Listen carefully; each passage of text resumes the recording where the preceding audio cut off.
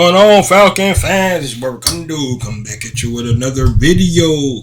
Today we're going to talk about our three-headed monster at the running back position, and I mean Bijan Robinson, Tyler Algier, and Cordell Patterson, and how I think they're going to actually wreck the NFL this season coming up in 2023. Also, how Pro Football Focus actually rated those guys the number 2 best rushing attack in the NFL coming into 2023. So guys, with that being said, if you have not already, go ahead and please subscribe to the channel. Please hit the notification bell so you know when I drop another video. Please hit the like button so I know you guys out here to talk about. And please share my video throughout the YouTube universe so more people can come in and hear me talk about these Atlanta Falcons. So guys, like I said, we're going to talk about our three-headed monster today. Of course, we know about Bijan Robinson being the number 8 overall pick by the Atlanta Falcons. Really explosive college career from this young man. People kept wondering, where's he going to go? Where is he going to go? Was he going to go to the top 10? To debate whether or not to pick a running back, in the top 10. Have they been devalued so much that they can't go in the first round and things like that? But when you look at a guy like Bijan Robinson, the things he was able to do in college while he was at the University of Texas was just so spectacular. And some people saying that since Saquon Barkley came out, probably the best running back prospect since that time. But we look at what Bijan Robinson was able to do in Texas. At 1,580 yards rushing, 384 yard passing. So just a dual threat guy himself already in college, showing the potential what he can actually do on the NFL level, right? Of course, talent is different at NFL level, but just being able to show his versatility there at Texas and what we actually like to see. What's really interesting about a guy like Bijan Robinson, he had led the college running backs with 104 missed tackles. That's just impressive with 6.1 yards a carry, right? So when this guy got the ball in college, pretty much it was going for almost a first down every time. 6.1 yards a carry. You have to love that. 18 touchdowns on the ground, 2 touchdowns in the air. Just like I said, a dual threat guy. And then you translate that, and with our 2 running backs that we had last year. Of course, we had 3. I don't want to forget Caleb Huntley, but Caleb Huntley won't be coming back probably till later on in the season. So just talking about Cordell Patterson and Tyler Algier right now. Cordell Patterson, of course, only played in 11 games because remember, he got put on the short-term IR for a while. Had to work on his knee, but he had 144 carries for 695 yards, 8 touchdowns. Cordell Patterson was like our touchdown guy, and he had 122 yards receiving. So I can anticipate those receiving yards to go up because of the addition to a guy like Bijan Robinson running the ball. But I really love the fact that another guy that's versatile. So now we're looking at 2 guys that's really versatile and being able to do the things that they could do. Arthur Smith could use them in so many different ways. Then last but not least, our wrecking ball, Tyler Algier, rookie, 5th round pick last year. Tyler Algier had 135 yards himself, 139 yards receiving. So another guy that can actually catch the ball out of the backfield. Had a lot of screenplays, but he averaged 4.9 yards a carry, right? So that's another guy, almost 5 yards a carry. When he touched the ball, 51 missed tackles from Tyler Algier. Another guy that when contact hits, rarely sees him fall backwards, always falling forward. That's what you gotta like. Towards the end of the season, when it was 3rd down, 4th down to get a ball to Tyler Algier, it was going to be a first down. Those really was what it looked like when Tyler Algier got the ball towards the end of the season. Only had 1 touchdown. Like I said, I think Cordell Patterson was more of the touchdown threat for us. But going to be interesting to see how that changed this year because, like I said, with the addition of Bijan Robinson. But if you look at all 3 of those guys, right, usually when you have running backs, on a team, the size different. You have like a little scat back or something like that, right? They come in and you put the hammer in, right? The difference, the one interesting thing about this running attack, these 3-headed monsters all these guys are over 200 pounds. Bijan Robinson probably being the lighter of the three at 250 pounds, the other two at 220. But if you look at the style of run, they actually all run in a different kind of manner. You look at Cordell Patterson, not a traditional running back, more of a receiver, came into the league, but just being that ultimate gadget guy. And Cordell Patterson utilizing his kickoff return skills when he runs the ball.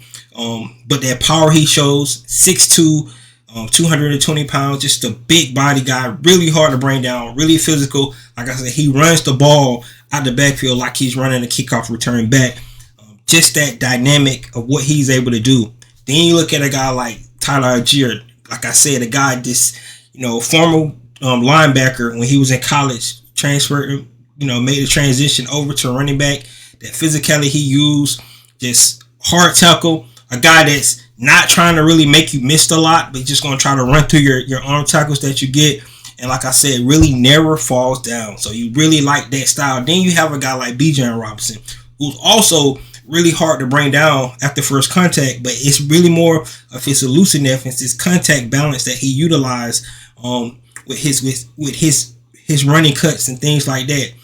He has that what they call a dead leg kind of thing. If you go back and look at a guy like Barry Sanders or like LaDainian Tomlinson, that one cut where you make a cut but you really don't slow down. Like I said, that's how a lot of guys get their ACLs torn trying to tackle a guy like that, because they come in full speed and he makes that cut. And like I said, it's almost like that dead leg. I know another guy that I really like, DeAndre Swift was a guy that could really do that when he was with the University of Georgia. But that kind of ability to have that elusiveness when you're incoming and you kind of have the ability to get skinny in the hole, what Bijan really has to do, then that contact balance that he utilized. So all three of these backs are really different. A way they run the ball, you really have to like that. But they are all big, right? So we know Arthur Smith loved his big backs. Go back and look at a guy like King Henry. But these guys are different.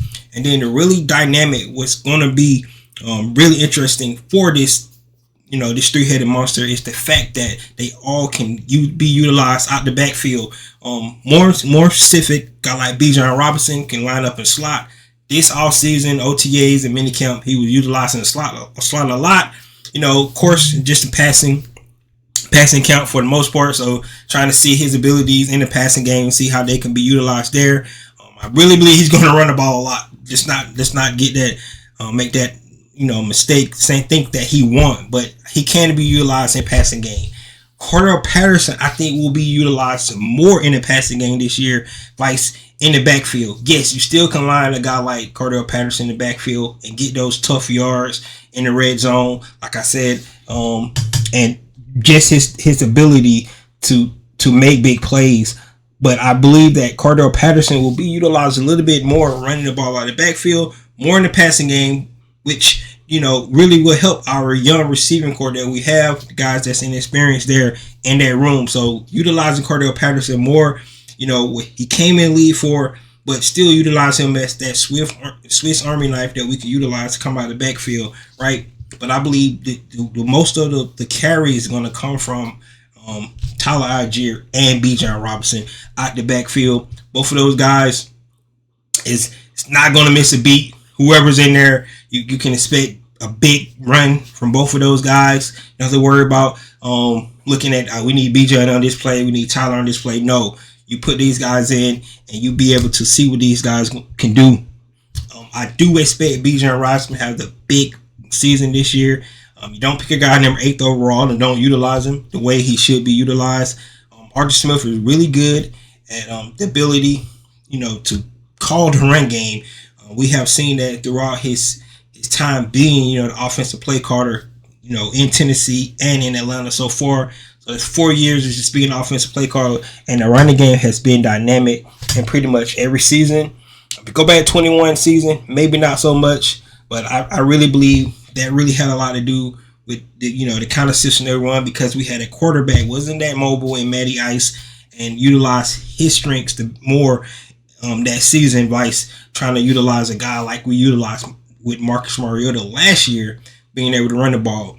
Now, do I think the running game is going to hurt because of the difference between the physicality of a guy like Marcus Mariota running the ball and the defense have to count for him, vice Desmond Ritter? No, because like I said, the addition of a guy like Bijan Robinson definitely going to alleviate some of that. His ability to run the ball, tied with a guy like Tyler Algier is really going to be really important for this offense going forward. But Desmond Ritter himself is able to get out and run the ball. He did it, at times at Cincinnati. Not as much as a guy like Marcus Mariota, and not as physical as a guy like Marcus Mariota. Desmond Ritter is more of a need kind of running the ball kind of guy, not like a Lamar Jackson kind or calling running plays like a Jalen Hurts or anything like that.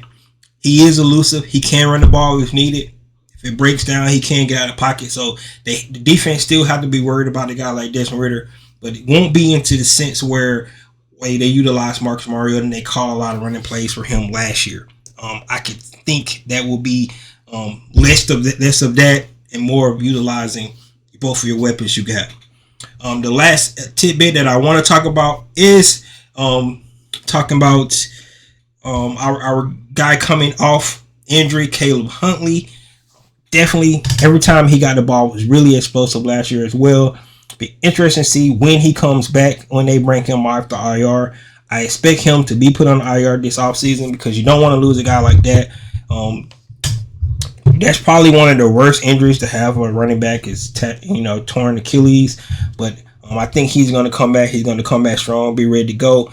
And then we'll see how that affect this running attack, bringing a guy like Caleb Huntley back, because he was definitely part of that rushing attack last year as well. One game I can remember, I think everybody remember this game when the Falcons ran the ball 14 straight times against the Cleveland Browns. We couldn't get our passing game going, and they just decided to just do what they do best, and that just get to the running game. We can definitely see things like that this year. Talked about it, definitely want to be more balanced, but that three-headed monster that Atlanta Falcons is going to put on the field this year really should be something to behold. And that's why I believe that the Pro Football Focus actually put these guys at number 2 overall, the best rushing attack. Of course, they put the San Francisco 49ers number 1.